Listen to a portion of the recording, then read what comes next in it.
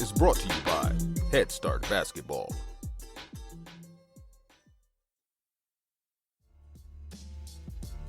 Hey Hoopheads, wanted to take a minute to shout out our partners and friends at Dr. Dish Basketball. We've had their partnership manager and training specialist Jefferson Mason and marketing manager Nick Bartlett on the show in the past, and we couldn't be more excited about what they're doing for the game of basketball. Their Dr. Dish shooting machines are undoubtedly the most advanced and user-friendly machines on the market, and truly accelerate skill development faster than ever.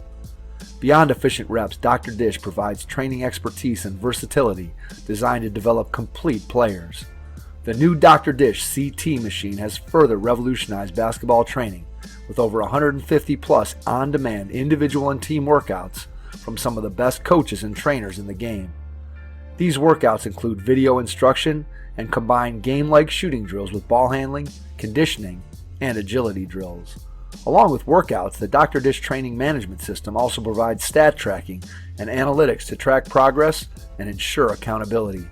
These are just a few reasons why top programs like Duke, North Carolina, Louisville, Florida, Baylor, and countless others are upgrading to Dr. Dish.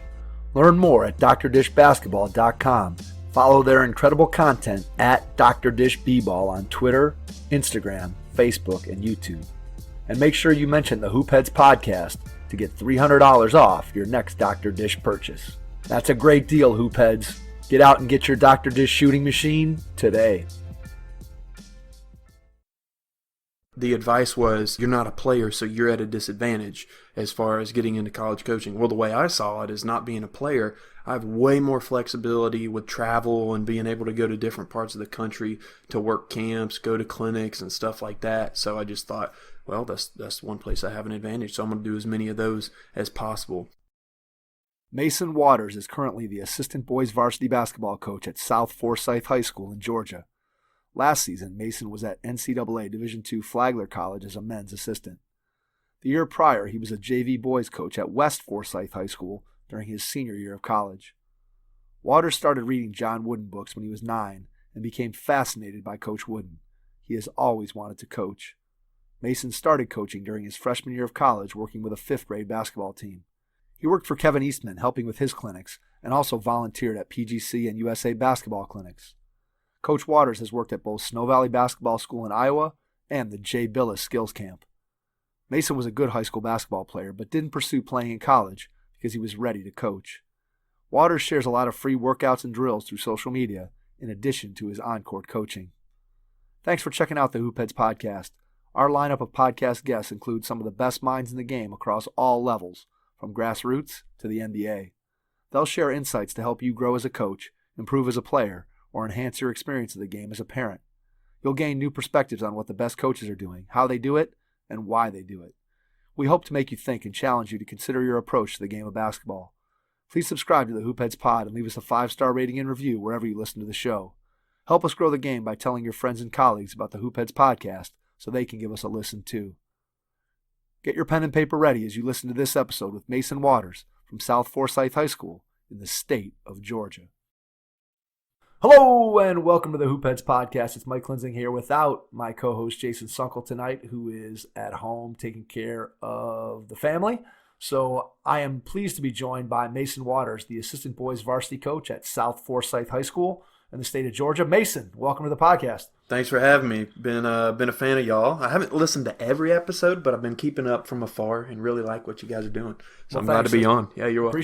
Appreciate that. If you've listened to every episode, then you've been pretty busy because we're cranking them out. We're cranking them out at a pretty high rate. So we have a ton of fun doing it, and so we appreciate getting the opportunity to share with our audience, and we're excited to have you on to be able to do that same thing. So let's start out by going back in time to when you were a kid and talk to me a little bit about how you got into the game when you were younger.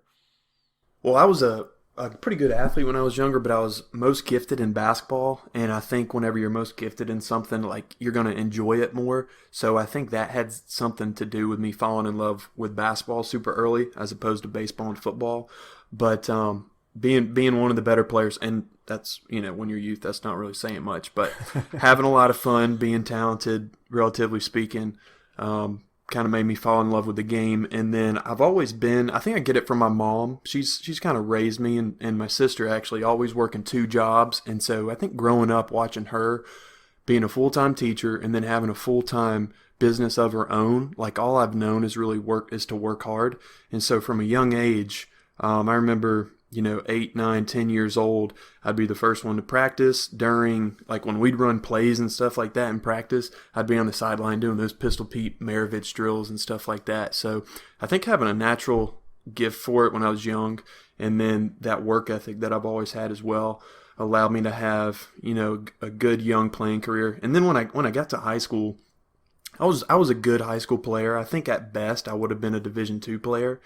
I had some Division III interest, but I knew I wanted to coach. I knew I wanted to stay close to home, and I knew I didn't want to borrow a lot of money for college. So with those things in mind and the little college opportunities I had, I decided not to play in college or pursue that, and I started coaching youth basketball like 5th grade and middle school pretty much right away. Pretty much on my 18th birthday is when I started coaching.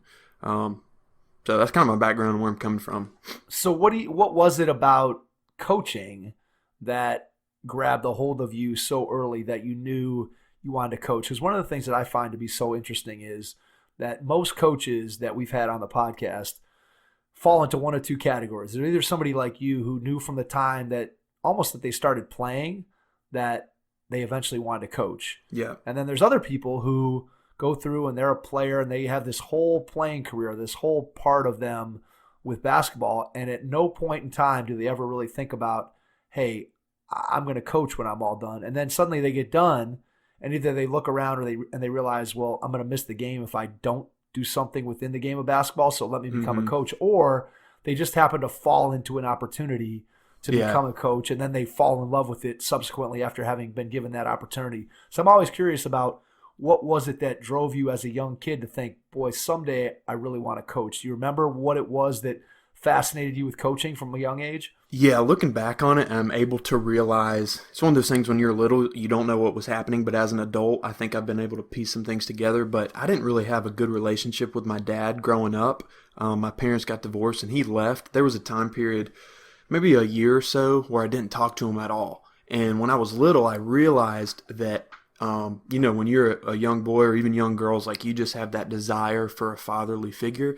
And maybe for a year or 2 there, maybe a little bit longer than that, I was kind of missing that from my dad. Thankfully, we're close now and have a good relationship nowadays. But there was something with that psychology of looking for a fatherly kind of figure. And that ties in with my faith too, but it also ties in with the coaches I had growing up as a kid. Like they were the ones I really gravitated to because I was looking for that kind of that masculine reassurance and just that fatherly figure, like I said. So I looked up to my coaches and admired them so much for what they were doing for me on the field, on the court, whatever sport I was playing. And just that natural gravitation towards them was like, I really like these men in my life, these coaches. They're helping me out a lot. I'm really loving the sport I'm playing. I think it'd be cool to be like them one day. And then when I was like 8 or 9 years old, I think my grandma got me a John Wooden book because she knew I loved basketball. She knew I had an interest just in sports in general. And she got me that book. It was the small one. I think it's just called Wooden. Yeah. All his books have just Wooden something on it. But anyway, I read that and I was fascinated by John Wooden. And then since I was, 9, 10 years old, all I've ever wanted to do really was coach. All right. So 2 things from that. I'm going to come back to the Wooden question. Okay. First question is related to what you talked about in terms of that mentorship role and needing those father figures in your life. Yeah. It's interesting that it was that piece of it, which I think goes to the relationships that you as a coach can build with your players more so than the X's and O's piece of it. Because I think most, when we think of, again, as kids, and I know you're looking back on this as an adult, but when you think of kids who are fascinated by the game, they tend to be fascinated more with the ability to play and the skill development that goes along with that, or the X's and O's and trying to figure out in that competitive nature, whereas you were looking at it more from that relationship standpoint, which is what we've heard from coaches on the podcast, and I know it to be true myself, is that the relationship piece of building that relationship with players is so critical. And it seems like even though you may not have been consciously aware of that when you were 8, 9, 10 years old, that was something that you were gravitating towards as opposed to maybe necessarily the X's and O's at that point? Yeah, and I think it was a little bit of X's and O's too, because I do remember when I was like 8 or 9, around that same age, and I went to a sports store and I wanted to get a whiteboard to draw up some plays. But then I remember the store lady was like, "This is for coaches, not for kids," and I was not assertive enough at that age to say, "No, I really want this." But so I did have an interest in that. But yeah, it was those relationships mainly, and just kind of the need. You know, as when I first started coaching, I'm like, I thought I had some control over who we influence, or sorry, I thought we had control over the lives that we change. Like, you know, if we want to change a kid's life, we can do it. Well, there's a lot of kids, like just the circumstances that we can't control. Maybe they have a healthy home life and everything's good, and they're not looking for a coach to really change their life. They just want a little bit of coaching. So, you know, I think as coaches, it's just, we just got to do our best job and understand. And this is a lesson I've had to learn, and I know older coaches learn this as they go on. Some kids you'll reach, and some kids you won't reach. But our job is to just do our best, model good behaviors and things like that, be a good man, good woman overall. And then whichever kid is in that situation in life where they need that, even if they don't verbally express it, maybe like how I was, you know, when they look back, hopefully they can say, that coach made a big difference in my life. And then also, what else kind of added fuel to my perspective on coaching was I went on a mission trip in Uganda, Africa, East Africa in 2014. I was over there for 10 and a half weeks. And first of all, it was miserable being in it, and it really sucked. It really did. It was just very, very difficult being over there in a completely different country. But amazing experience. I'm glad I went through it. And I worked with this organization called Champions United, and they are an organization that it's kind of like maybe like Upward Basketball in the States, but Gotcha. They basically hire on these young adult men, so early 20s, mid 20s, sometimes early 30s, well, even older than that. But in Uganda, half the population, I don't know what the stats are now, this was a couple years ago, but half the population was under the age of 12. So every other person is a kid or a baby because, you know, the life expectancy isn't as long. Anyway, what Champions United does is they get soccer coaches, and their whole organization exists to put these soccer coaches in different communities where these young boys and young girls, their father died or left or whatever, and they go into these communities and they just mentor these kids, help them with education, food, and just even give them structure in life with like having to go to practice, having to be responsible for a jersey and things like that. And being, I don't know how many listeners have been over to Africa or some part of the world where the standard of living is a lot lower than what it is over here. But that experience and being in places like that just changes people, changed me in ways I can't express unless I talk for 2 or 3 hours on it. But that also had a big, profound impact on kind of my perspective of coaching as well. All right, so give us maybe 1 or 2 things that, for somebody who hasn't experienced that, to better help them understand what the day-to-day living conditions were like while you were there. Well, we were lucky compared to the village we were in, because who built that organization are Americans, and they're actually from Georgia. They're business guys, so they do well, but they're great guys. They wanted to start this organization in Uganda. So we lived in a nice place with running water and electricity, but it was just me and another friend over there for most of the summer, and we really didn't have a schedule or a rhythm. We kind of just woke up and figured out what we could do that day. But where we were, even though we had electricity, like there were scheduled power outings. So I can't remember the exact rhythm, but it's like every 3 days for 4 hours at any given random time during the day, the electricity completely goes out. I think they did it to conserve power bills or something in the area. But the neighbors, they would pump water in those yellow jerry cans is what they're called. And some kids, because some kids wouldn't have the money to go to school. And so these families, they pump water, and thank God they have clean water because some villages don't out there. But they'd pump the water, and then maybe an hour or 2 a day they'd spend pumping water into these jerry cans that sometimes weigh, some were 15, some were 20, some were like 40 pounds. But that would be cooking water, cleaning water, drinking water, whatever they needed, you know, water-wise, that's where they got it. So that was a key thing. And then also, like snapping chickens' heads off and stuff. Obviously, there's no Zaxby's or Chick-fil-A out there. There was There was some restaurants, but not where we were.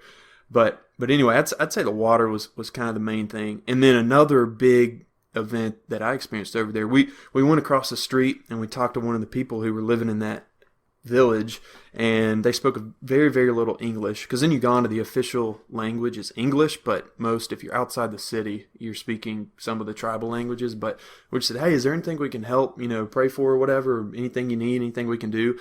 And they said, yeah, we need, X amount of shillings, which is their currency, to send our kids to school next year. Well, we couldn't do the math of the shillings to American dollar conversion, and we said, okay, so you need, I can't remember how many it was, 2,500 shillings was like $1. So, right. But anyway, we come back and we call the bosses pretty much. We're like, hey, these people across the street want money for school. Can we give them some? And we were warned not to give money, because once you start giving out money, it just kind of screws up the ability to help those communities. And they said, how many shillings were they asking for? And we told them, and then they said, okay, so they want $40. And then it hit me like a ton of bricks. I was like, they want $40 to send their kids to school for a whole year, and they can't afford that. Meanwhile, in 1 week, I'll spend $40 at Chick-fil-A. So that one moment, that event has stuck with me ever since and been one of the most powerful in my life. So that, I could keep going on and on and on and on. I like talking about that stuff more than basketball sometimes. That's very cool. I think what I hear you saying there is something that is, again, a theme that you hear out there frequently, and it's something that it's probably more prevalent or more at least talked about now, especially in the athletics, than it used to be, is that attitude of gratitude and being thankful for what you have. And when you hear a story of somebody who needs $40 to send their kid to school for an entire year, you hear about people who have to spend an hour or two every single day pumping water and then carrying it to wherever they need that water to be. Yeah. And then we just flip on the faucet and get exactly what we need. It definitely, I think, puts things into perspective for you. And I think that that's something too, if we tie it back into coaching, obviously we want our players to have that attitude of gratitude. And I think it also helps us sometimes as coaches. It's easy to lose our perspective about what's important. And I know that every coach is competitive. Every coach likes to win. And yet sometimes we can all get really, really caught up in how important those wins and losses are. And sometimes we forget what our true mission is, which is what you've kind of talked about here off the top, which is relationships and trying to have an impact on people, whether it's people in Uganda that you're helping on a mission trip, or whether it's some players from your high school team that need your help because their parents are getting divorced or because they're going through some other type of tough situation in their life. So I think that those two themes, even though they weren't directly related to coaching, I think that obviously it's clear that trip had a huge impact on you, and that it's going to continue to impact you throughout your entire coaching career. I would imagine you're going to carry those memories with you forever. Yeah, absolutely. No doubt. And the impact that occurs whenever someone's fortunate enough, and I'm sure a lot of people listening have been on trips like that, whether it's domestic or international, but the impact that you get from those is indescribable, and it's hard to remain the same after that. Once I got back from that trip, I went to University of North Georgia, and we had how many dudes? We had 7 guys living in a 4-bedroom house or whatever, typical college situation. And I got the worst room. Like, it didn't have a window. It used to be a big closet, and all my friends. And this was after I got back from Africa. And everybody's like, "Dude, are you serious? You're living in there? How you?" And all I could think about was, I'm like, "Are you kidding me, man? If you just go to Uganda or some other, and some even cities in America like that, you go to a place like that, and it'll give you good perspective that hopefully you keep for your whole life." Yeah, it's true. And again, it's easy sometimes to lose that perspective when something happens in your life, and but it's important to remain grounded. And I think that that's something that you're always going to be able to carry with you and recall at times where, if things seem like, oh, maybe I am complaining a little bit too much, or maybe I'm thinking things are a little bit tough, and you can always go back to that and say, I ended up having it pretty good. And I think it's also a story that you can share. You can share with your players. I think they can relate to that same thing, in that, hey, yeah, maybe you didn't play as many minutes as you wanted tonight, or maybe this was a really tough practice, but look, here's some things that people go through in their real life that can have an impact. And I think that it's going to be, as I said, something that you're going to carry with you for the remainder of your entire life and your remainder of your entire coaching career. Let's shift back from your trip. Let's shift back to Coach John Wooden. Give me an idea of what it was that you thought, what impacted you when you first started reading about Coach Wooden and learning about him? What were a couple things that maybe stood out that made you really think, boy, this is the guy I can look up to in the coaching profession? Just his principles that were, and everybody who talks about Coach Wooden talks about this, that his principles weren't about basketball, they were about life. I remember one of the chapters, a bunch of those, the book is just a bunch of quick hitters, the book that I have. I know some of them have longer chapters, but talking about how his dad was so gentle with their mules on their farm. I remember that story where I think Coach Wooden was kind of talking about people would just beat mules to get them to move and get them to work, but his dad was really gentle with the mules, and he had this ability with the mules to just kind of look at those animals and say something really softly, and then the mules would know, and then they'd get to work. And then I remember, and then the quote to kind of close out that story in his book was, even something like being as stubborn as a mule will still respond to gentleness. And that always stuck out to me. This is neither right nor wrong. It's just kind of my style, and maybe it is wrong in some ways. But ever since I read that, I don't ever yell at players. Maybe I should sometimes. Some of the older coaches I've been mentored by were like, dude, you got to be more aggressive. Probably should. But I also think that if we as coaches can communicate on an emotional and trust level, like a very deep level, I think the screaming and all that is superficial. And I think this is kind of a risk saying this, but I think if you've got to yell, maybe it could be the player's not coachable, but if you got to yell your head off and curse a kid up and down, then, well, maybe they don't listen to you in the first place. Because I think if players have respect for us as coaches, we can be gentle and just straightforward without having to cuss them up and down and everything like that. But anyway, and then another thing in that book, something like don't compare, or is like, is my Chevy better than their Ford? And basically the story is, or the analogy is, everybody's got different gifts, and our job is to just make the most out of them. And then there's a lot more in there, but what's cool too is I worked for Chad Warner at Flagler College last year, and I kind of say this to make myself feel good, but I almost feel like a great grandson of Coach Wooden, because Coach Warner at Flagler was a graduate assistant for Jim Herrick at Georgia, and Jim Herrick was an assistant coach for John Wooden. So in some ways, I like to tell myself I'm part of that tree. It's probably an overestimation or hyperbole, but it makes me feel good about myself. Well, I think when you take those principles and those things that John Wooden talked about and espoused, both in his books and in his daily life and his practices and games and just the way he went about his business, when you take those things and you incorporate them into what you do, you're going to have a hard time going wrong with using Coach Wooden as a role model, certainly. And I think one of the things that caught my attention when you were talking was you talked about how you don't feel the need to yell at players. And when I'm coaching, I tend to be the same type of coach I think that you're describing, in that I very rarely, if ever, am I going to yell at a player. I'm more trying to communicate with them. And I think that if you look back on the history of coaching, there's clearly been a shift away from that old fire and brimstone, Bob Knight, that type of coach who was much more prevalent. Not that there aren't still some that are around today, because there are, but that type of coach was much more prevalent 20 or 30 years ago. And I think now we're starting to see more of that shift towards positive coaching and relationship building and communication and all the things that you described.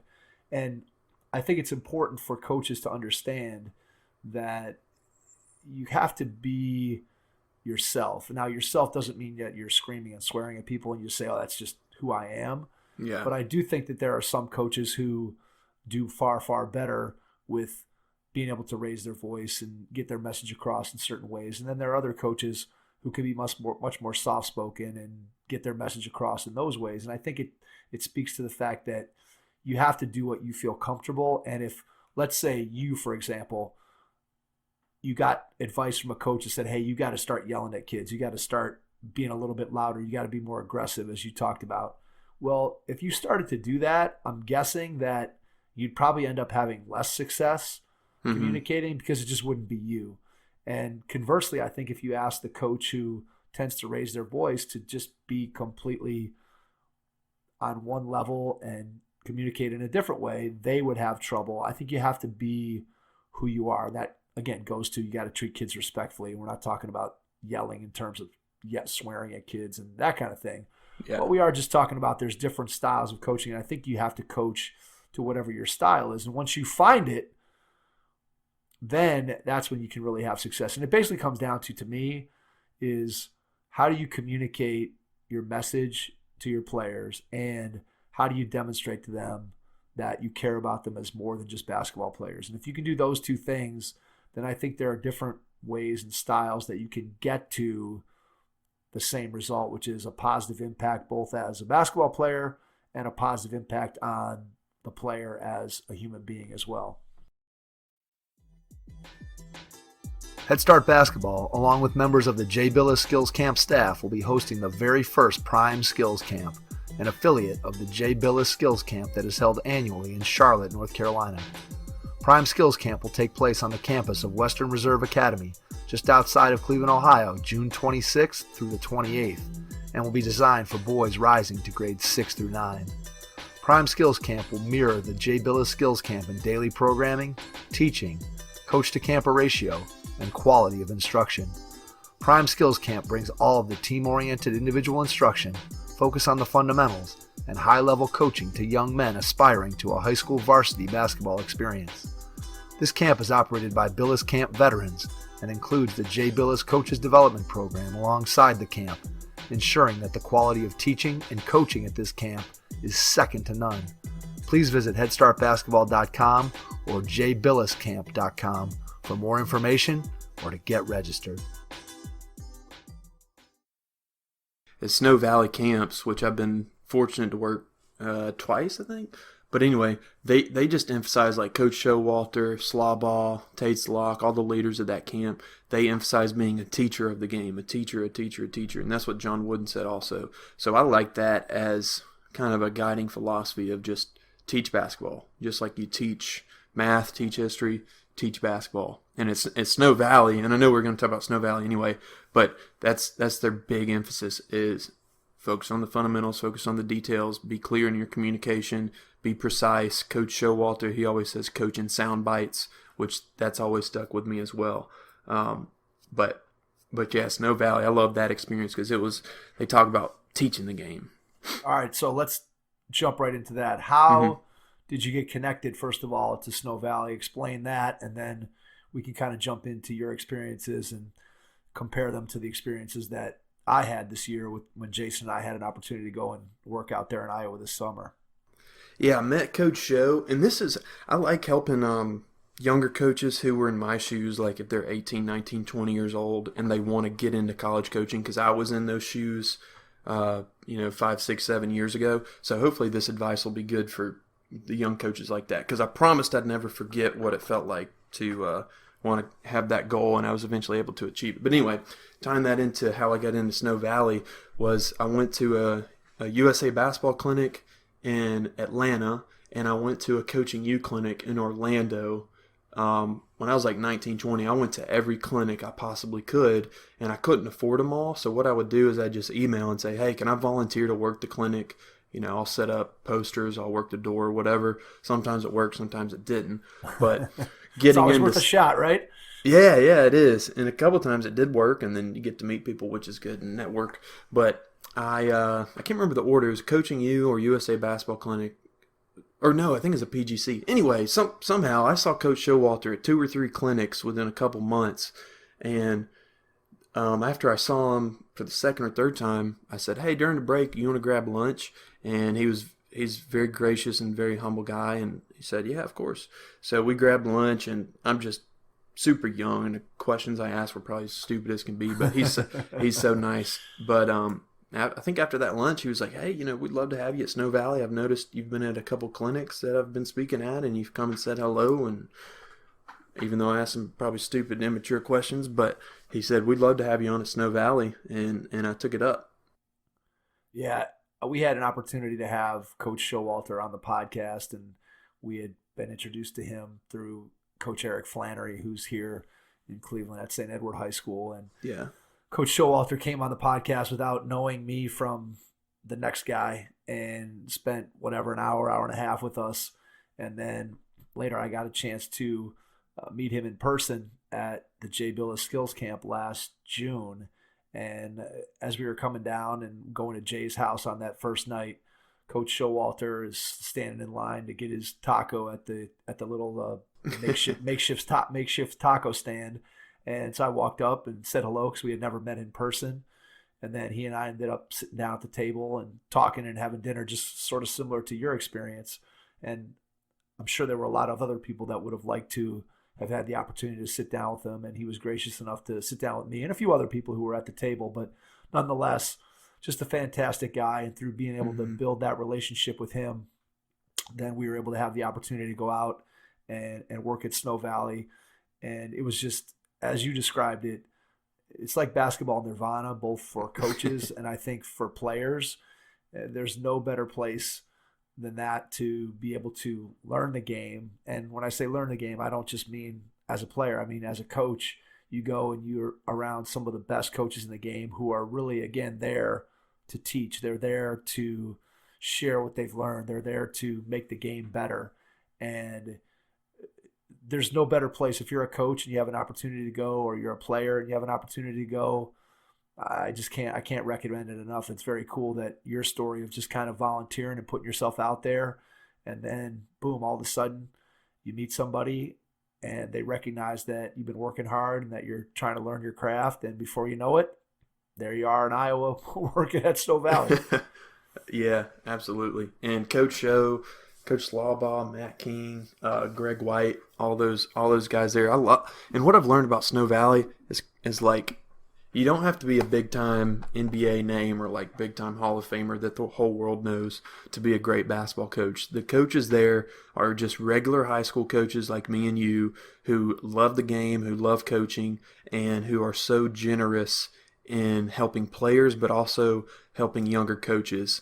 And the setup of the camp is amazing too. How many clinics there are, how they cover every facet of the game, how detailed it is, how organized it is. It is. I think it's the best thing in basketball. Really, it's truly a family. I really do. Yeah, that's true too. It's truly a family.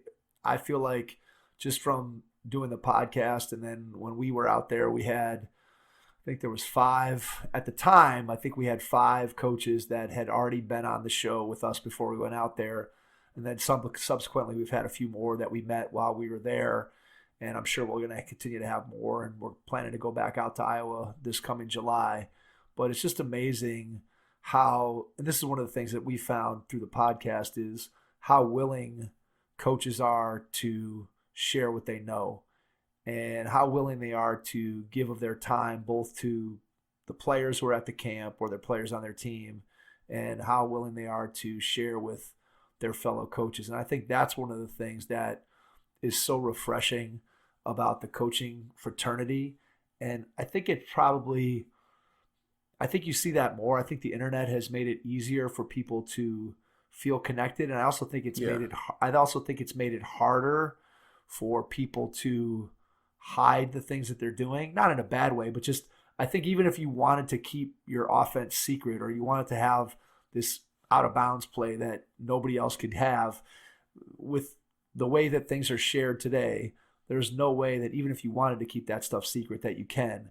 And so I think what's happened is that the coaching fraternity has become just this basically wide open book where everybody is willing to share. And we just have met so many great people through the podcast and Snow Valley and Jay Bilas Skills Camp. And just, it's amazing the quality of human beings that we have as coaches in the game of basketball. And I'm sure you saw that when you were at Snow Valley. Yeah, and they're willing to share. Well, coaches in general, especially in basketball, I feel like not only are they willing to share, but they're willing to learn from anybody too. Like, I'll send out those free workouts and just drills and things like that through Twitter, and I'll get coaches who would outcoach me every single day of the week. Even like on LinkedIn, I'll share workouts. There'll be pro coaches, and I'll send them stuff, and they're like, "Oh man, this is awesome! Thanks for sharing." And I'll say, "You've got 25 more years of experience than me. I have zero wins, zero. I've never won a game as a head coach. Never developed an NBA, nothing like that."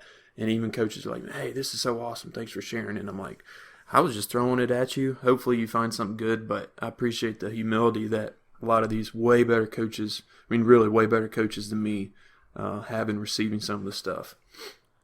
I think that's so true in that when you put stuff out there and you're willing to share it with others, I think that everybody knows that, none of us that are out here coaching basketball, nobody's reinventing the wheel on a daily basis. Everybody's just doing their thing. And so when you have coaches that are willing to share it, sometimes you just need to pick up a little bit of different terminology or maybe just a different spin on something that you've always done. I think sometimes when you look at it with a fresh eye or you just see something that somebody else is doing, you're like, yeah, I've done something like that, but wow, I really like that small little tweak that's going to make it that much better or that much more fun or that much more challenging for my players. And I think that's something that coaches really do appreciate, because sometimes we get stuck in our ways of doing things. And I know that that's something that I was guilty of as a young coach. Now, I'm almost 50, so when I'm talking about me being a young coach,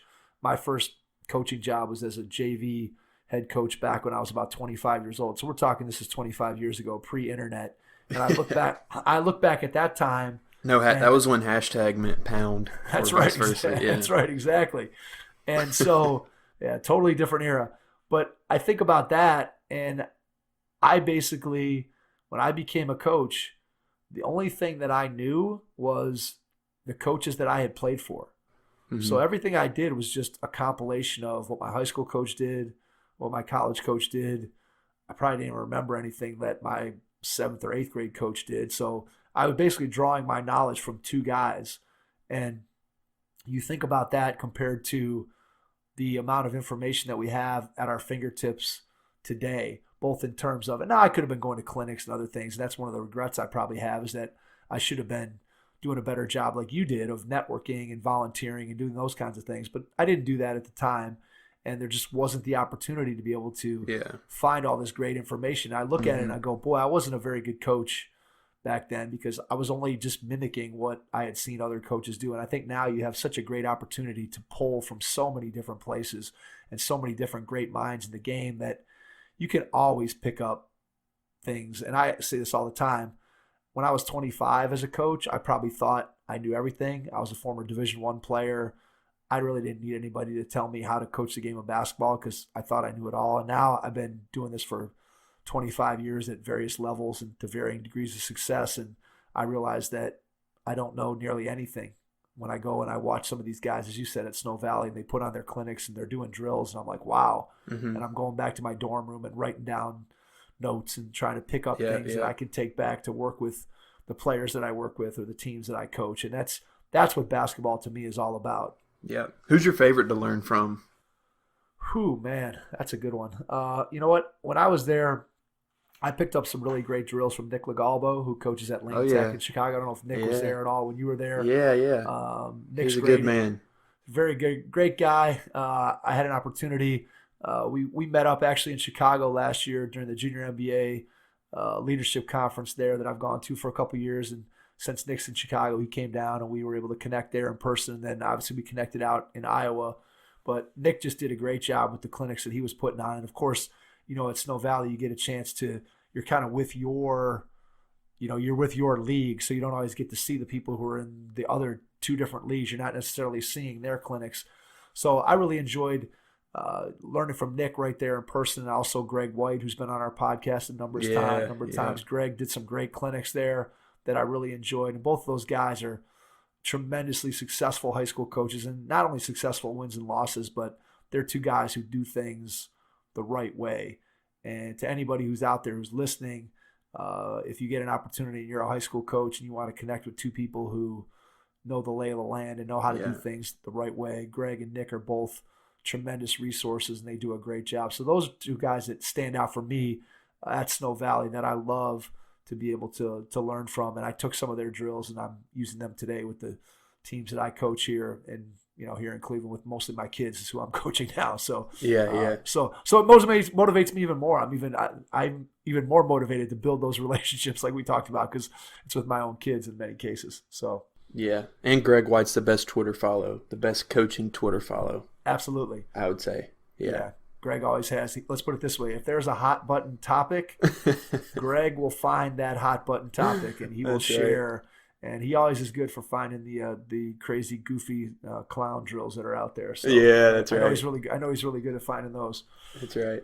He and I have been good. Again, he's one of the driving forces actually behind the podcast. And I've shared this story before, but it's probably worth repeating now that we've talked a little bit about I haven't Greg. heard this. Yeah. So the origins of the podcast, I kind of had it on my bucket list for a while that we wanted to get it started, and at various times I put it on my to-do list, and then I'd look at it and I'd be like, I'm not sure how I'm going to do that. And I'd try to get it started. One time I started doing it, just me talking about basketball by myself. That was pretty boring. It was pretty boring for me, and I'm sure it would have been pretty boring for people to listen to.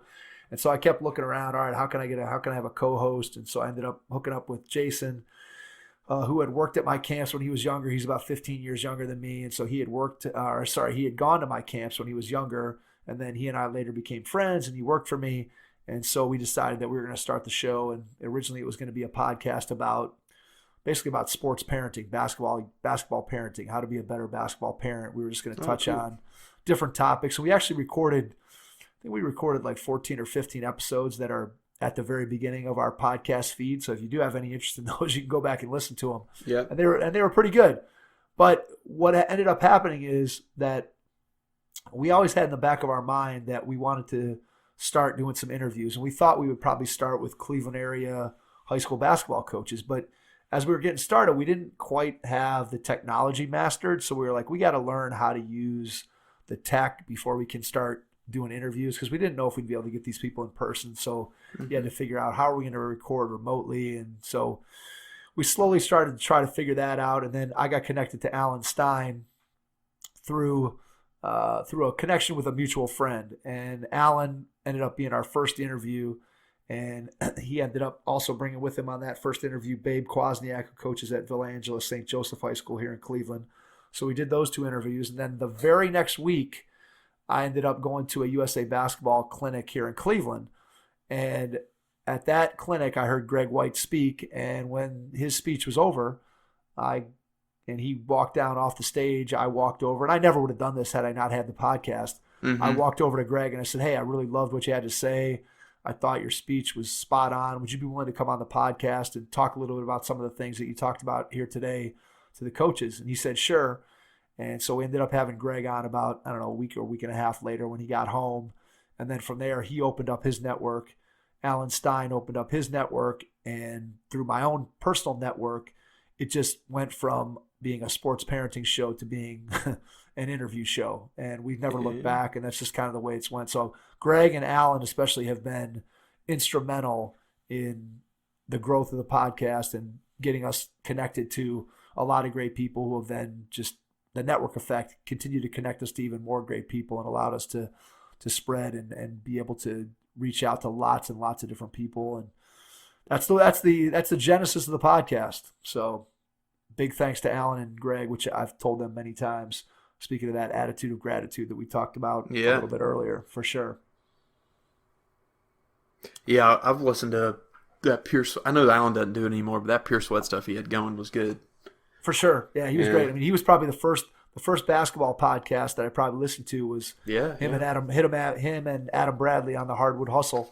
Oh, that's right. Which is another great one. If you don't listen to that, you definitely want to get that in your rotation for anybody out there. They do a tremendous job now. It's Adam Bradley and TJ Rosine, who TJ's been on with us as well, and they do a great job. And that's what I remember. I tell my son all the time. He's in 8th grade now, but when he was in probably 4th or 5th grade, we would be driving to AAU tournaments together, and we'd throw that Hardwood Hustle on, and we'd listen to Alan and Adam and be talking and whatever. And then a year or two later, when I got to know Alan, and then we had Alan on the show, and it's kind of like for my son, even for me to a certain degree, when you listen to a podcast, you sort of feel like you know the person. Oh, who's yeah, hosting, yeah. because they're talking about themselves and they're telling you about their family or about this or that and whatever. And so for my son, especially when I got to then actually know Alan, and my dad and my son would be like, "Dad, you're talking to Alan," because it was almost like, again, he was a celebrity in our car on these rides to AAU tournaments. So kind of cool. Again, I never would have guessed that the people that we've been able to have on the show, I never would have guessed that we'd been able to get the tremendous quality of guests that we've been able to get to. And I think I owe a lot of that to the people who were on the show early and then helped connect us to lots of other people. So it's been great. And you can see just the Snow Valley family that you're a part of. If I just went with all the people that we've been able to get to know through Snow Valley, that probably covers like a third of the podcast of the people that have been on who are in some way, shape, or form connected to Coach Showalter and connected to Snow Valley basketball. So it's good stuff. Yeah, absolutely. All right, so let's talk a little bit about your career goals as a coach. So when you start out your freshman year of college, you're coaching a bunch of fifth graders. What do you have in the back of your mind that you want to do? Where do you want to get to? It sounds like maybe at first you thought, hey, I want to go into college coaching. So talk a little bit about where your goals were initially, and then let's kind of work through some of the stops you've had in your coaching career. Yeah, goals were college coaching for sure. And in the back of my mind, I don't know, I got some, trying out some different business things right now, but I think long term I'd still love to coach college. I loved coaching college. So, but when I was 18, that was the goal. But I just wanted to get as much coaching experience as possible, to network as possible, to work as many camps and clinics as possible. The advice was, you're not a player, so you're at a disadvantage as far as getting into college coaching. Well, the way I saw it is, not being a player, I have way more flexibility with travel and being able to go to different parts of the country to work camps, go to clinics and stuff like that. So I just thought, well, that's one place I have an advantage, so I'm going to do as many of those as possible. So, yeah, just doing like middle school and youth basketball when I was like 18, 19, my first 2 years of college. But I went to John Lucas Camp, Duke Camp during the summer, Phenom Hoop Report, and a lot of others. I was just trying to get as much experience and get as much networking in as possible to help me get that goal to coaching college. And what I've really learned now, I knew it back then, but I know it's 100% true now. Networking now is not really, if you can get to know a quote-unquote big-name person, maybe an NBA coach, yeah, that's great. But people who are in the business already, the name for outsiders or people who are just getting started, like when I was younger, a big name seems really, really powerful, and sometimes it is. But once you get into it, you may see that there is someone who's not famous, who, I don't want to say nobody, but kind of a nobody that nobody knows of, but behind the scenes they've got connections with every single college possible. So that was another benefit, running into some good people like that.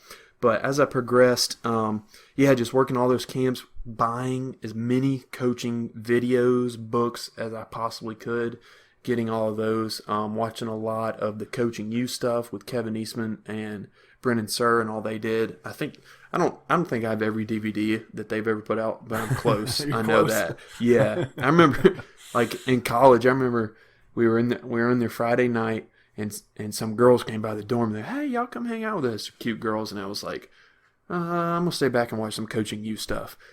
And so I do that and take all those notes on whatever it was of the certain video. But yeah, I just knew I could work as many camps and clinics as possible, and that's kind of what I did. And so my senior year of college, I was a JV coach where I went to high school, West Forsyth High School, and worked for Frederick Hurt. And then that following summer, what really helped me and got me the best connection was Jay Bilas Camp. And Jay Bilas Camp is also amazing. I say Snow Valley is amazing they really, really focus on helping you teach the game. Jay Bilas Camp does that as well. They're very, very detailed, and you'll, like young coaches like myself, when they leave that camp, much better teachers of the game. And Bilas Camp also is they have the desire and the want to grow and develop and connect to the next generation of college coaches. So they're very, very intentional about that. And I got connected with John Schulman and John Searby and Jay Bilas and all them, and they put in some good words for me at different colleges after working their camp. Some colleges I wasn't interested in going to, like all the way across the country, but there were what happened eventually was Chad Warner, he was my boss last year at Flagler, but I was meeting with John Schulman one day during the summer, and Schulman got a phone call. We're in Chattanooga. Coach Warner says, "Hey, my assistant just left. I know you're connected with a lot of young coaches. Do you have anybody?" And I just happened to be right there eating breakfast with Schulman. That's awesome. And he says, he said something like, "I'm sitting with him right now." And then he keeps talking, hangs up the phone, and he says, "I think I just got you an assistant job at Flagler College." And then I went on to Flagler, spent a year there.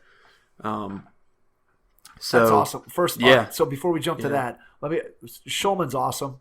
Yeah, he's funny. He's a good guy. He's a great guy. The first time I talked to him, and again, I got connected to him through Alan Stein, connected me to Schulman and to John Searby, and that's how I got the opportunity to work with the Bilas camp last year, and then we're going to do that middle school camp up here in Cleveland this year, so we're super excited about that. But the first conversation I had with Schulman, we were talking for probably, 5 or 10 minutes, and he just stops and he goes, "Hey man, you're one of us." yeah. And I just started laughing. I'm like, okay, we had like a 5 or 10 minute conversation, and already I felt like he and I were old friends. That's how he is, yeah. And he's been, just like he was supportive of you in that moment, he's been super supportive of us. I think we've done 15 roundtable episodes, and he's been in on every single one, despite the fact that he's coaching at the Division II level back as a head coach. Yep. And it's just amazing that a guy who has had the amount of success that he's had has been so supportive of what we're trying to do here with the podcast. So I'm not at all surprised that he was a driving force behind helping you to get that job. Hey, Hoopheads Nation, check out this new offering from Tyler Whitcomb Basketball Coaching Courses. The Scott Drew Baylor Defensive Playbook by Farshad Alemi is now available. Baylor allows .75 points per play, the best mark in the country according to Synergy Sports. Visit TylerWhitcomb.com to check out this great resource for improving your team's defense. So then let's go to Flagler. Yep. Talk to me a little bit about what that year was like, what you liked about it, what was maybe different from what you thought. Just give me your general impressions and kind of what you thought about that year that you spent at Flagler. Is Division II basketball, and the first thing I always like to say with Flagler College is try to get as much respect on Division II basketball as possible, because, and I knew this because I went to North Georgia, they're a D2 team, but most of the public, and once you get into D2 basketball, you forget this, but most kids, most parents, I wouldn't say most coaches, but some coaches, they kind of have a distaste for Division II basketball, but it is an amazing level of basketball. The coaching is amazing. Obviously, the talent and the height and the athleticism isn't quite D1, but the skill level, a lot of the players is exactly D1 level. It's just they're smaller or maybe slower. But like Coach Warner, he can coach with any Division I coach, any Division II coach, any coach in the country you name, he can coach with them. So coaching is great. The one thing I think I underestimated when I got there was recruiting. Like, obviously, I know that's important, but I just have a natural tendency for kind of technology sides like video and graphics and even some like player development stuff is kind of where I tend to go towards naturally. I would get out and recruit, but I didn't realize, that's got to be the absolute number one priority, and I just didn't realize that. So that was probably where I would say I fell short maybe. So if you're like me, and I don't know if whoever's listening to this, if you're like me and you want to jump to college, have all those skills, have all those technical skills and video skills and whatever else, but make sure you have, and I was trying to build my recruiting network even before I got into college coaching. So I was like just building connections and relationships with travel ball coaches, high school coaches, stuff like that, doing that with like intentionally so that when I did get to college, I could have kind of a recruiting network to tap into. But I really underestimated, like, that's got to be priority number 1 and number 2 and number 3, and then everything else comes after that. But yeah, Peach Belt Conference, so it's teams like North Georgia where I went, Flagler, some teams in South Carolina, North Carolina, really, really good basketball. And if you're a player and you happen to be listening to this, and you're not getting D1 looks, man, all these kids transfer from D1 schools anyway, so that shows you these situations aren't perfect and they're not ideal. I think the level of basketball has maybe 0.5% of the satisfaction of a college playing career, but what has more to do with it is how many minutes you get, the quality of the relationships on your team, and the kind of social life that you experience at the college. And levels got nothing to do with that, in my opinion. Yeah, I think it comes down to finding the right fit. And Yeah. too often you see that Division I or bust mentality where people don't even want to entertain the idea of attending a Division II or Division III school until Yeah. it's like the absolute last resort. And Yeah. to a certain degree, I understand that. I tell people the story that when I was 18 and I thought I was a Division I player, and the only Division I offer that I had in hand was the one that I ended up taking. And I had lots of Division III schools. Here in Ohio, there really isn't much D2 basketball. Right. But a lot of Division IIIs wanted me to come there. And, of course, I was sort of that same mindset that we just described where I talked to him. I was polite, but I knew in the back of my head that I wanted to go and play Division I. And for me, it ended up working out. And I ended up in the right place with a coach that appreciated the skills that I had. But it could have very easily gone a different direction. Because Sure. obviously there were a lot of people that thought that I was a borderline Division I player since there weren't a lot of people beating down my door to offer me a scholarship. But I guess for me, it made sense for me to go and give it a try. And so I would have a hard time telling a kid, hey, you've got one offer from the Big Ten and then everything else is a mid-major. Don't take that Big Ten offer because, hey, you probably can't make it. If you think Yeah. you can make it, hey, somebody's got to have confidence in you, so go and give it a shot. And yet at the same time, I think what happens is that what gets dangerous at times for kids is that they end up eliminating all these other options and they blow off these coaches or they say, forget that. I think this other thing is coming. And then those other offers from higher level schools never come. Or they just pick that higher level without having any idea of what they're getting into. I had a pretty good idea of what I was getting into. And so I knew the coaching staff. I had met with them multiple times, and I had a good idea of who the players were in the program and where I would fit and whether or not I'd have a chance to play. And I think so many people don't really understand what the level of play is. I'm always amazed. Like, we've had a bunch of Division III coaches on here, Mason, who have said to us that the number of people that they sit in their living room with the player and the parent, and they'll be talking about the level of play at Division III and how good it is, and the parents will be like, what are you talking about? Yeah. And then the coach will say, have you ever been to a Division III basketball game? Have you ever gone and watched a Division III basketball game? And they're like 75% of the time the answer is no. Yeah. And yet those people will just be like, they're blowing off those coaches. And it's a shame because, like I said, I think it's more important to find the right fit than it is to necessarily play at the highest level. And Yeah. I'm sure you saw that at the D2 level, that people were telling you, oh, come on, I'm going to be getting those D1 offers. I don't want to waste my time, trying to go D2. Yeah, a lot of kids think that. But I think it's the job, like us as coaches, it's tricky to navigate because we always, parents and teachers and coaches, we're always telling the kids, aim for the highest level, not just in basketball, but just in life. It's kind of that American lesson of aim for the stars, shoot for the highest level of achievement, stuff like that. And sometimes kids it's hard to navigate when you're talking, whether it be basketball or football, whatever sport it is playing in college. Yeah, you want to aim for the highest level of achievement, highest level of your sport, because all these kids are naturally competitive and they're ambitious, which is fine and good. But at the same time, it's like, well, yeah, that's one part of it, but another part of it too is these other things that you need to think about. And so I just think as coaches, we can overall as a community and I try to talk about it whenever I can, just promoting, especially Division II basketball, since I coach there. Like, it's really good basketball. It's a lot of fun, great competitive games, really, really good players, good coaching, full scholarships where college is fully paid for, a lot of beautiful colleges, beautiful campuses. It's just that they're not on TV and don't get the media coverage is why I think that it's kind of disrespected on average when you're talking to your average parent or average high school player. I agree. And yet, at the same time, if you think about the recruiting process today compared to the recruiting process when I was being recruited 30 some odd years ago, there's so much more information out there that's easier to get your hands on to find out more about the program, the coach, the academics at the school, the social environment. I feel like in a lot of ways, back 30 years ago, you were kind of flying blind. Now, not to say that you couldn't have done your research, but it was certainly much harder, many more obstacles. Whereas today, you can find out an awful lot about a coach and his program or her program, and you can find out about the school and the academics and just the kind of environment that it is.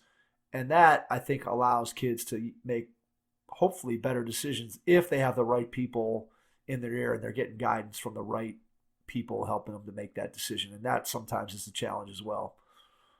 Yeah, and what I like to tell parents and kids is when you're looking at programs, look at the roster from year to year. Are kids staying 4 and 5 years? If they are, that's a good sign because they're not leaving, and that means the coach has done a good job of recruiting good fits and guys or gals who are going to get an opportunity to play, so that's a good sign. But if they're, if you're looking at the roster and you hit the drop-down box on the school website and every year there's 9-10 new players, probably not going to be a great opportunity since people aren't staying very long. So maybe not a great fit. And then another thing I like to tell parents and kids is try to reach out to the current players and the former players. That's another great way because a player's going to give you the best opinion of a program and of a coach. And of course, we all have that one kid or two kids who doesn't like us as a coach. So you don't just want to ask one player because you might get the one with the worst attitude. But coach or parents and players, recruits, I think a good thing to do is ask the current players, find some former players who just graduated a year or two ago and just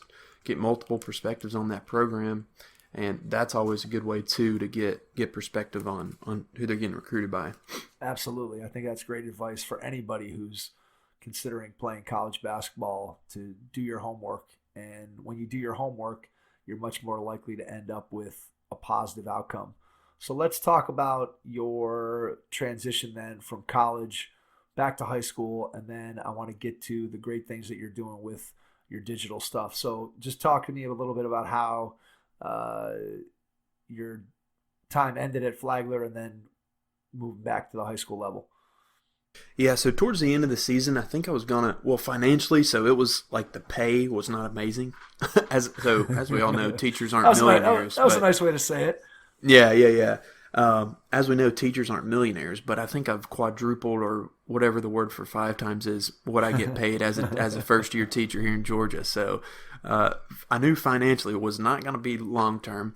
But so as I was transitioning out of Flagler, so there was like a 1 or 2 month period where I knew I wanted to stay in college coaching, and the pursuit of my next spot and just coaching for the last 4, 5, 6 years, it was like 24/7. I was always doing something Monday to Sunday, whether it was film or reaching out or making workouts or something, and I loved it and I really enjoyed it. Well, talking with my mom, talking with my then girlfriend who's now my fiance, kind of just talking like I want to coach college. It's the only thing I've ever wanted to do. But for now, I think I'm gonna humble myself. I really read a Bible verse, and it was like talked about humility and humbling ourselves. So I was like, you know what? I need to humble myself because I don't want to be someone who is just always constantly thinking about their job all the time. Even though I enjoyed it and I liked it, I just didn't. It's like I've never wanted to be that person. So I'm gonna take a step back for a year and then just see what happens. But even before that, I was still talking to a couple different schools. I made a analytics report for Tom Crean at Georgia. I spent like probably 30 to 40. So I went out to Athens. I went up to him and I heard that their video job was open. Shook his hand. I was like, hey, I'm interested in the job. And he said, who are you? What's your name? How'd you get in here? Well, then I talked to him a couple more minutes. And I actually got John Shulman to text the assistant for me too. So I was going after a couple other jobs. Put together this huge analytics report for Georgia and talking to a couple other schools, different levels, D3, D2, D1. But then I decided, I was like, you know what, I think I'm going to go to the high school level this year. Felt it was right, talked to family, and And then I got hired as a teacher like a week before school started because I made that decision so late. Nice work. Yeah, so I got lucky and got on at a great school. So yeah, that's kind of the decision-making process and the journey over the last year or so, going from college back to high school. And I also, one other thing is, and I've got it going right now actually, I've had some business ideas in my head for probably 2 years, and I was thinking, when I'm older, I want to make sure I tried these because I'm really interested in it. And naturally, I'm very independent. Naturally, if there's like, I struggle having bosses because I'm like, if there's something I don't want to do, you're going to have to really convince me to do it. I'm not one who just takes instructions. You got to, like, I got to have some conviction in doing it, which I'm sure I know working for different people, that's annoyed them at different times, but I'm like, I'll still be productive. I just want to do my own thing. So anyway, with some business ideas, I've been pursuing those and trying to get that off the ground here over the last couple months. And it's just stuff that serves coaches and players, and I'm just kind of seeing where it goes. All right, well, let's go right to that. Tell people what it is that you're doing. Tell people about what you're hoping to do, where you want to go with it, some of the things that you have out there for coaches. Just lay out the business proposition for us. Tell us what you have going on so that people who are out there can support you. Yeah, it's drill books, it's instructional stuff. The one, I'll start with the most unique thing I think I'm doing, which is a way to increase summer camp profit. So helping programs and coaches make more money through their camps at absolutely zero cost to them. So all it is very simple. Nothing new as far as the skill instructional videos that I'm making, just videos on shooting and ball handling, all that kind of stuff that everybody's already seen. But I'm marketing it through high school camps, junior college camps, guys and girls. And basically what I'm doing is the coaches who host the camp, they will promote my videos to their kids. And then when the kids buy it, and I really think it's going to be a good videos for the kids. Like, they'll get better as players. They'll learn drills, techniques, and shooting, all that kind of stuff. And then the sales that go through the camps, I got to work out the exact finances, but I want to give over 50% of every sale right back into that high school program, right back into that college program in order to help them make more money too.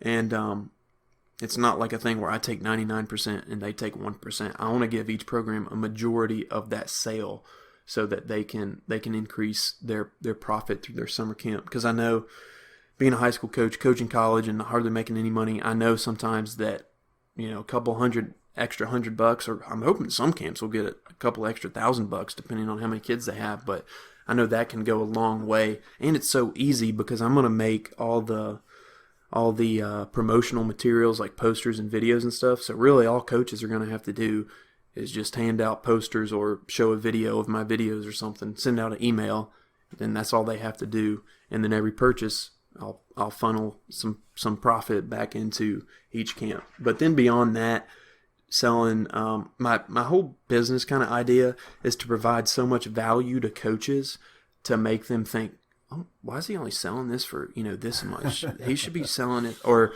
make a coach think, holy moly, Mason has given me so many free workouts, so many drills. He's given me his best stuff for free. Yeah, I'll pay $10-15 for this other new drill book he's selling that's bigger and larger than the stuff he's given me. So nothing, just skill development stuff, drills, things like that, typical coaching resources. It's good stuff. I think that what I hear you saying is something that I read about all the time because I'm always interested in entrepreneurship and being my own boss and doing some of those same things. And you always hear that you should be providing more value than what you're charging. And yeah. when you're providing more value to people than what you're charging, whether that's $2 or whether that's $2,000, people are happy to pay it because they're getting more value out of it than what they're putting in. And I think that really is the key to being successful in anything that you do. Where do you see that going long term? How do you see that continuing to grow? You have thoughts of maybe being able to do that full time at some point if things break right and if you continue to hit on the right things, or do you always see yourself in the coaching at the team level too, and this just being more of I don't want to say a complete sideline because you certainly could be doing it full time while you're coaching as well, but I get it, man. Podcasting is sort of the same idea. Yeah. Well, the battle for me, and I'd imagine you have the same thing, is first and foremost, I'm a coach. I've always wanted to coach. I've coached for, since I was 17, training when I was 17 and then teams when I was 18. So I'm a coach first and foremost. So I've always kind of have to advocate for myself because I've been called a clinic guy. I've been called a social media guy. I've been called a Twitter guy, which I am very active on Twitter. But first and foremost, behind all that, I'm a real coach, at a real high school, real college, stuff like that. So I always want to coach. I always want to be involved with coaching. The business stuff, yeah, I would like for it to go full time. The basketball stuff, I'm not super concerned about maximizing the profit, which with that camp business, that's why I like to share a lot of the profit back into it. So the basketball business, yeah, I'd like for it to go full time, but I'm not super concerned about maximizing profit because I want to stay involved in coaching, and I also want the business to be a way to network with different people. And honestly, my goal, this is the first time I've said it publicly, and it could totally fall on its face, but if it does, I don't care. But I want to make enough money with some of these business opportunities to where when and if I do want to get back into college coaching, I can go work for a program for free for a year and kind of live off what I made before that in order to, because if you don't have money, I might have to take another college coaching job of a staff that might be kind of shady or questionable or people I don't want to work with. But if I can save up enough money that I can live off for a year, then I could maybe have some more choice in working for free for a program that I admire or like. And then some other business ideas I got going that aren't involved in the basketball community that hopefully I'll be concerned more about profit with those. Understood.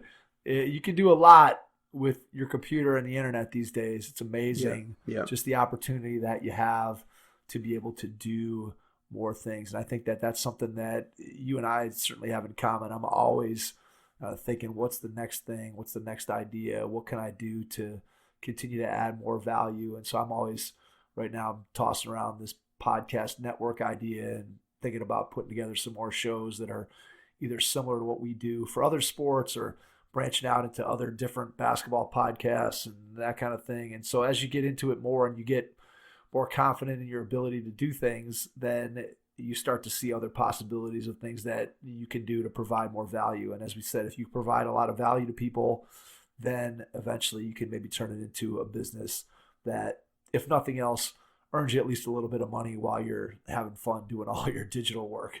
Yeah, that's true. I enjoy it too. And going back to what I said a minute ago, I've just always wanted to try this stuff anyway. So I didn't want to be, 10, 20 years down the road and say, oh, I had all those ideas, but I never did them. For sure. So who knows? It might fail. It might succeed. You never know. But wanted to give these things a shot. It's about the journey anyway, right? It's all about the fun. Yeah, we're supposed to focus on the process, not the outcome. Yeah, that's a good reminder. Same with coaching. Like, we don't know if we'll win that game or lose that game, but give it your all.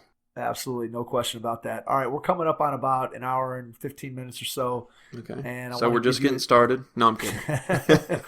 I want to give you a chance, Mason, before we wrap things up, to share all the ways that people can reach out to you and find you so that they can learn about what you're doing, so they can find the things that you were mentioning here from a digital standpoint. Just tell people how they can find you and reach out to you, and then I'll jump back on, wrap up the episode. And if there's anything that we didn't touch on tonight that you want to share kind of as your parting shot, you can go ahead and do that as well. Okay. I'm on all social platforms. Twitter at @MasonWaters_ is my main one, and I try to share a lot of stuff on there. And then I've got a newsletter, so if you go to my Twitter at @MasonWaters_, the pinned tweet is a link to my newsletter. So I've got getting up to a couple thousand coaches on that, and if you sign up for that, I got some ball screen workouts, shooting drills, all that stuff. If you join, you can join the newsletter for free, get all that free stuff, and then unsubscribe. I don't care, it doesn't bother me. So at least some free stuff is on the table. And then I've got my YouTube, which my YouTube I really use for players. Honestly, I haven't made a ton of videos lately, but I want to now that our season is over, and I'm not out recruiting in college like last year. I can make more videos for players, but those are film sessions, video breakdowns, skill breakdowns, stuff like that, and that's just youtube.com/MasonWaters. And then my email is coachmasonwaters@gmail.com, and usually respond to all those. I've got an Instagram, but not super active on that. But those are my main. Twitter, newsletter, email, YouTube are my main ones I'm focused on now. Got it. All right. I lied. I have one more question for you. Yeah.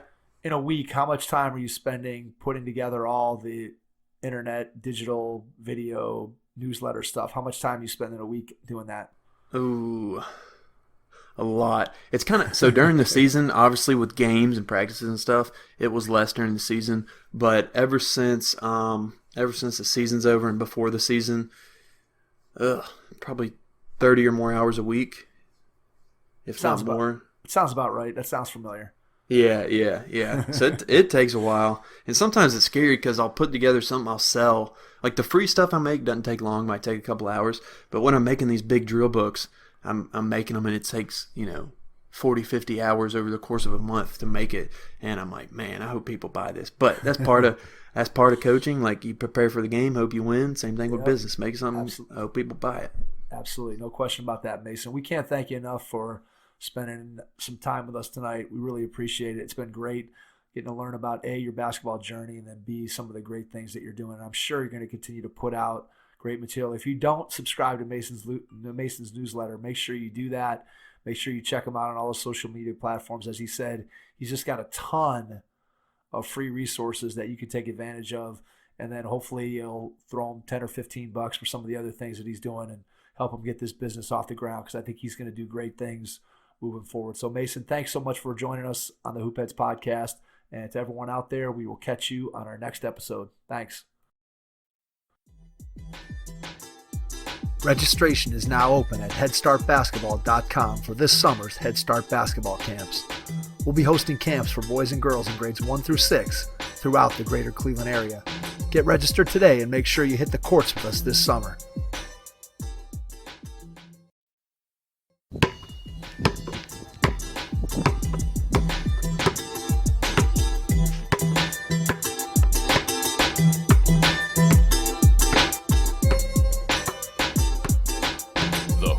Podcast is brought to you by Head Start Basketball.